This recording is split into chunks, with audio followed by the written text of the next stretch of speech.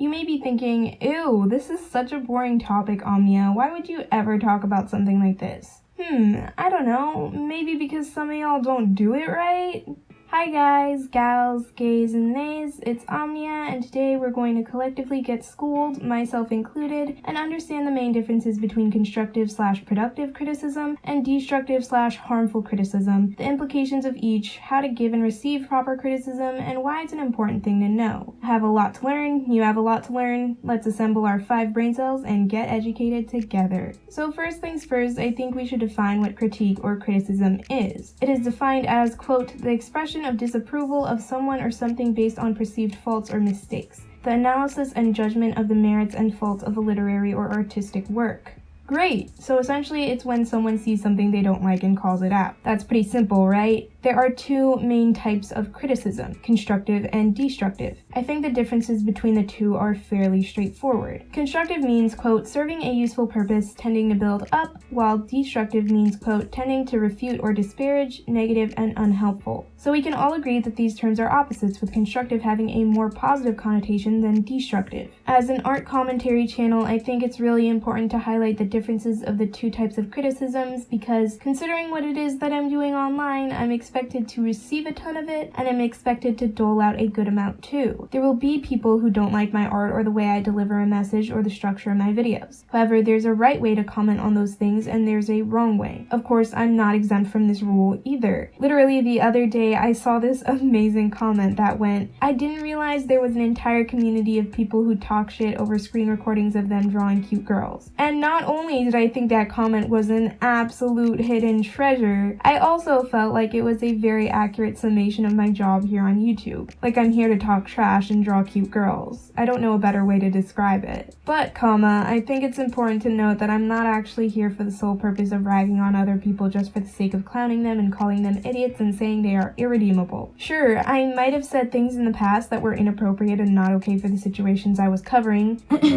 I have. But moving forward, we're going to try our best to actually be productive in our critiques rather than destructive. How can we do that in the context of my channel? Let us discuss. With a great majority of commentary channels, drama channels, or tea-spilling channels, I don't even know what they're called at this point, criticism can get really muddy, and the way these folks comment on it is a little rough around the edges. I personally think, and once again, huge disclaimer, these are all my opinions, everyone is allowed to make mistakes. I think it's really friggin' stupid and disingenuous for anyone to think that any other person on the planet won't make mistakes. I could say with a 100% chance certainty that you goofed up at least a handful of times in your life. And you know what I think? I think we should burn your body alive at the stake.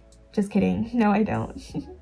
But some people really be acting like that. I truly think that it's fine. It's part of the human experience to fuck up and get up and do something better, develop, grow, and improve. I mean, that's what I'd hope for most people who do get criticized or called out for their mistakes. I would hope for all of us to move on and become better versions of ourselves. But let's be honest, that's not as common as we'd like to believe. The problem with a certain subset of commentators is the belief that people are irredeemable. Once again, I don't think the problem is making the mistake to begin with, unless it's really questionable or something we all collectively know to be a really terrible thing to do, like, I don't know, murder someone or something. The problem is how people react in relation to the backlash or criticism they receive after they make the mistake. In my naive and wholesome brain, I like to believe that everyone is capable of improving and blossoming into a better person if they just laid their massive egos down, stopped acting so defensive, and just once considered the idea that other people might be right and you might not be. So the issue isn't the mistake itself, it's how people act in relation to the criticism they receive. Being receptive and open to critique isn't a bad thing either. Keeping an open mind about your actions and the implications of said actions is really important to life, and that's illustrated in your mindset. Not to get all psychological up in here, but what I've noticed in the short 19 years of my existence is that people who are incapable of receiving criticism tend to have a fixed mindset, and those who are open and embrace criticism are those with a growth mindset. People with fixed mindsets are incapable of reflecting on themselves. They feel like criticism is a slight to them as a person, and they tend to be very closed-minded and set in their ways. People with growth mindsets tend to be more open-minded and ready to embrace new ideas and approaches to their actions or craft. They welcome criticism because they know it's an opportunity to better themselves, and they are excited to become better people and improve themselves continuously. I like to think that I'm a person with a growth mindset, but let's not forget that I still have plenty of things to learn. Stupendous! Now that we have explained what criticism is, what the two types of criticisms are, and the two types of mindsets that allow or don't allow someone to accept criticism, we need to have enough self-awareness and reflection to understand which criticisms are valid and which ones aren't. Like we already talked about, destructive criticism is pretty harmful, while constructive criticism should always be welcome and comes from a place of wanting the other person to improve. How can we distinguish between the two? Let's use some examples. Here's our first comment. Is this destructive or constructive? It doesn't seem to add value to anything, and I don't know what to change or improve in order to solve this concern, so it's probably destructive. What about this one? The person gives me a nice compliment, then comments on how I was struggling with one aspect of the drawing, tips me off on how I can fix it, and gives me another compliment. This is a good example of the sandwich method, where the criticism is sandwiched between two positive comments. I would say this is constructive, and I appreciate this approach. What about this one? Or this one? These both look destructive. They just say I'm a terrible person and I make terrible videos, but won't give me any good tangible evidence on how I can possibly fix my terrible videos or terrible self. I think we get the point.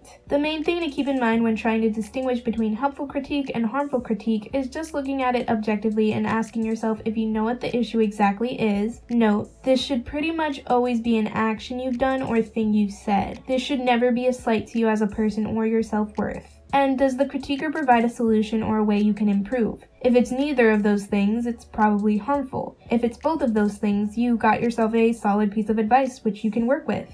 Now, I'm sure you all know, regardless if it's constructive or destructive, receiving criticism can be a little hard, especially if you worked hard on something or you feel like you yourself are being attacked. Sometimes you don't even know how to react or what to say, especially because critique can happen at any point in your life and no one is obligated to ask you if you're ready to receive critique. Though I guess it would be nice for our mental health, but it's also kind of important to hold people accountable to their actions, so there's that. But I digress. First things first is read or listen to the critique fully before saying anything or rushing to your keyboard to type an emotional essay about how your bird died today and this is really rough for you to receive. Just listen or read. Try your best to be neutral and willing to accept the criticism. After your critiquer has said their piece, be in tune with your initial thoughts and feelings. Whatever your initial reaction is, just forget about it. Control Z that bitch. Discarded. Chuck that straight into the garbage bin. If you feel like rage quitting, ranting, going ballistic, just toss that right out the window right then and there. After you decided to feel nothing, look at the critique objectively again. Ask the question we asked earlier. Is this constructive or destructive?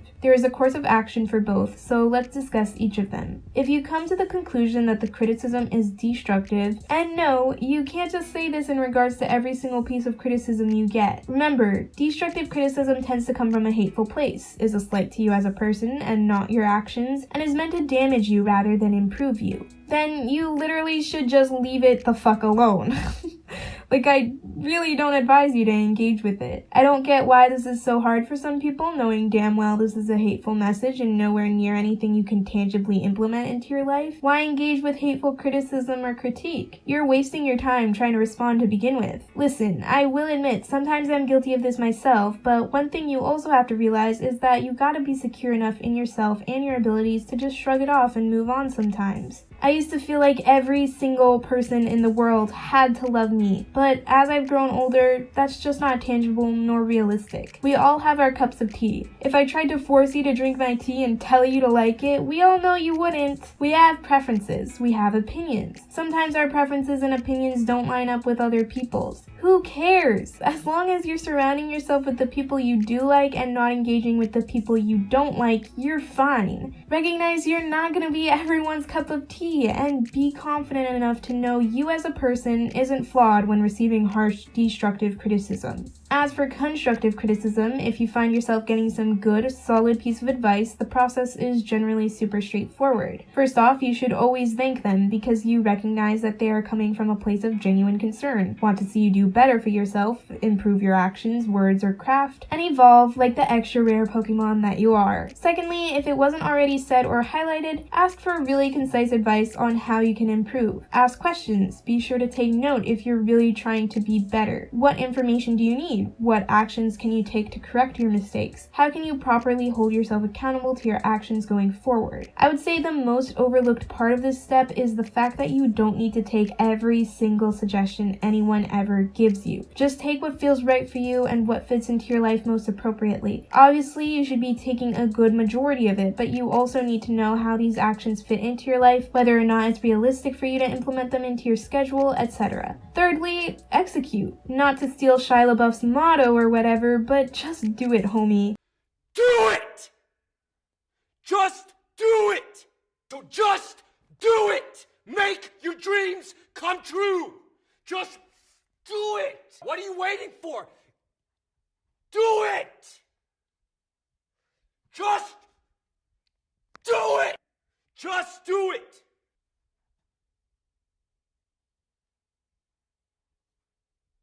Start putting that practice forward, whatever it might be. If someone asks you to change something because it'll make you better, I don't know, maybe change it?